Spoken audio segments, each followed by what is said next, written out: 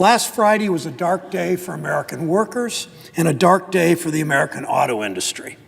On the very same day that General Motors laid off the entire second shift at the historic Lordstown plant in the Mahoning Valley in Northeast Ohio, on the same day they announced that, we got word that GM plans to build its new Chevy Blazer in Mexico. That's right, the company bypasses American workers, lays off an entire shift, and sends more jobs to Mexico.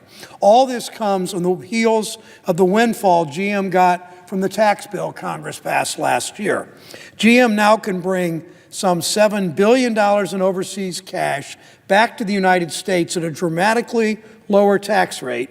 They can immediately deduct the cost of any new investments in plants and equipment, and their overall corporate tax rate was dropped by about 1/3.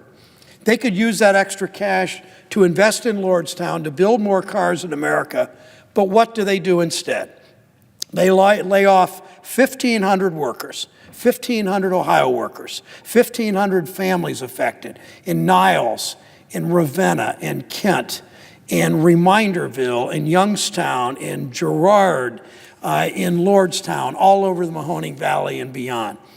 That's just a year after they laid off the third shift, more than 1,000 workers at the same plant. Mr. President, they've got some nerve. The workers of this plant are among the best in the world. The car they make, the Chevy Cruze, beat out the foreign competition in its class last year. For the 2018 models, J.D. Power and Associates named the Cruze among the top 2 cars in its class. They named the Lordstown plant among the 6 top plants in the Americas.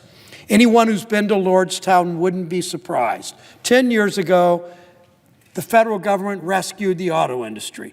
8 years ago, I stood and actually drove one of the cars with Governor Strickland and others, one of the first cars off the line, one of the first Chevy Cruzes coming out of the Lordstown plant. 2 years ago, I stood in Lordstown for the plant's 50th anniversary, and I saw the pride the community takes in that plant. GM estimated more than 10,000 people, young and old, families with children, workers who had been there close to these, a few had been there almost the entire 50 years. Vintage car buffs, former workers, 10,000 people turned out to watch the plant, to watch the parade, and to celebrate the plant. The line to get into the plant for a tour stretched down the street and around the block. That's what this plant means to the communities they serve. That's what the auto industry means to the communities they serve.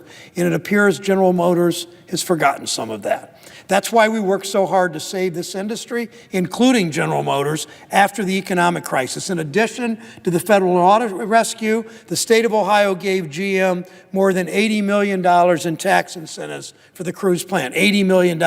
But now, after Ohio gave millions to this company, GM turns its back on Ohio, all while making record profits, all while reaping the rewards of the tax bill paid for by taxpayers.